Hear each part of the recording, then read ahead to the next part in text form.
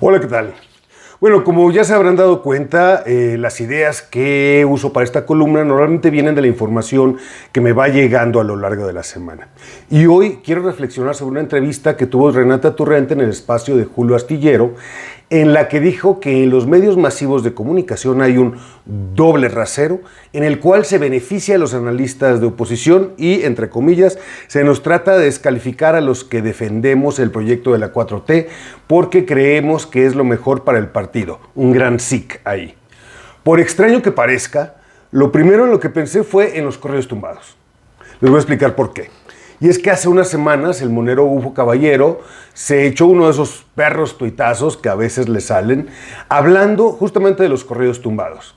Él decía que muy aparte de si estamos de acuerdo con la calidad musical, que si son o no un reflejo de la realidad de nuestro país, o si se ajustan a nuestros gustos personales, cito, antes de idolatrarlo recuerda que le cantan al poder. Y claro, lo que pasa es que es un género que ha sido, como los géneros que le precedieron, una fuente interminable de loas y alabanzas para un grupo de poderosos que controlan violentamente amplios territorios de nuestra república. El dominio no es nada más territorial. Es tan evidente el monopolio en la industria musical que solo quienes le cartan al Cártel de Sinaloa o a Jalisco Nueva Generación alcanzan esa fama de millones de reproducciones y los megaconciertos y todo eso. En ese medio, el poder lo ejercen dos grupos que dominan las plataformas musicales, porque claro que la payola sigue existiendo, y obviamente privilegian a quienes les cantan, mientras que excluyen o amenazan o matan a los que les dedican canciones a los grupos contrarios y a veces hasta los mismos que les cantan a ellos si de repente se salen del corral, como vimos con la narcomanta que le pusieron a Peso Pluma en Tijuana. En los medios masivos de comunicación la situación no es muy diferente. Megaempresas como Televisa o TV Azteca tienen una muy compleja red de intereses comerciales, empresariales, políticos, que sus portavoces defienden a ultranza. Por ejemplo, pues pensamos en la campaña en contra de los libros de texto que emprendieron los comunicadores de TV Azteca. Se alinearon con las ideas del dueño del grupo Salinas y en un espacio en el que difícilmente hubo cabida para otras voces disidentes porque claramente están defendiendo los intereses del poder al que obedecen. Así, hay muchos que se dedican a la comunicación cimentando las posturas de su grupo de poder. Ahí está, por ejemplo, el Consejo de Comunicación Voz de las Empresas, en donde pues nunca vamos a ver a un experto en calentamiento global o crisis del agua hablar de medidas necesarias para proteger nuestro medio ambiente, porque pues estas significarían disminuir las ganancias económicas de los empresarios. Por eso, creo que tenemos que llamar a las cosas por su nombre. Comunicadores como Renata también hablan por un poder, en ese caso, el partido en el poder. En su mismo dicho, supongo que por un lapsus, es donde dice que le interesa defender lo que considera mejor para el partido al que pertenece, aunque supongo que quiso haber dicho lo mejor para el país.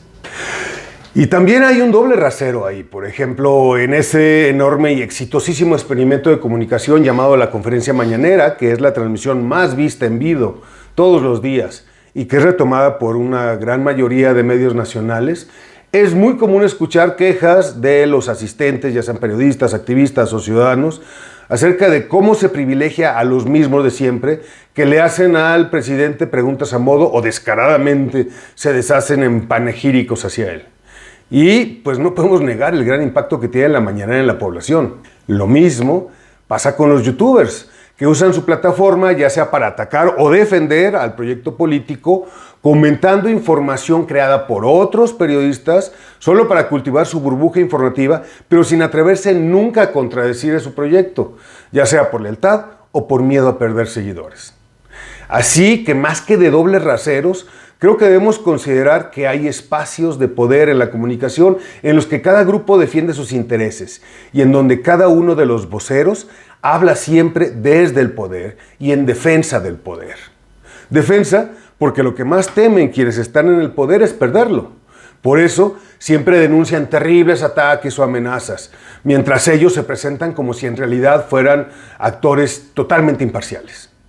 Así, por ejemplo, para TV Azteca, los libros de texto fueron la más nueva encarnación del fantasma del comunismo que va a acabar con México desde el punto de vista de un empresario que niega derechos a sus trabajadores y evade miles de millones de pesos en impuestos.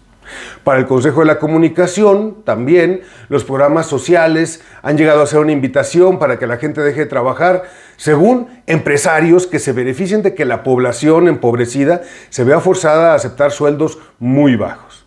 O para el presidente y sus comunicadores, las exigencias de justicia colectivas, feministas, madres buscadoras, son un intento de dañar al gobierno. Un gobierno que ha dejado inconclusas una y otra vez sus propias promesas de campaña de combatir la impunidad y poner en marcha un sistema de justicia transicional, por ejemplo. En cambio, sí le reconozco a Torrent otras dos frases de la misma entrevista. Una, que es indispensable la honestidad de aclarar desde dónde habla cada quien y que no es lo mismo periodista que comunicador. Claro, hay periodismo desde el poder, obviamente, como el de un famoso personaje de redes y televisión que defiende a ultranza a la policía de la Ciudad de México y criminaliza y victimiza a la ciudadanía constantemente. O la que trató de achacar la renuncia de la Comisionada Nacional de Búsqueda a que había poca cooperación con las fiscalías estatales, cuando se rumeraba, y ahora se sabe, que fue causado por Presidencia ejerciendo presión para que rasurara el Registro Nacional de Desaparecidos. Pero el periodismo de verdad en sí suele ser incómodo para las esferas del poder. Como por ejemplo Zona Docs, denunciando a los abusos de las empresas en Jalisco. O la Cooperativa de Periodismo, reportando sobre desalojos ilegales en la Ciudad de México. El mismo verificado que desde Monterrey y bajo la muy simple premisa de exponer lo que es cierto y lo que es falso, le ha hecho ruido a tantos gobiernos locales y federales. Conexión Migrante, que decidió no hablar de los migrantes, sino hablarle a los migrantes. O el proyecto ¿A dónde van los desaparecidos?, que día tras día habla de una de las problemáticas más complejas de nuestra sociedad. Este es el periodismo que pisa callos. Las empresas los tachan de estar en contra del progreso, los políticos, comenzando por el presidente, los señalan de conservadores u opositores a sus proyectos y los medios masivos no los invitan a sus mesas de discusión, a donde se va Renata Torrent.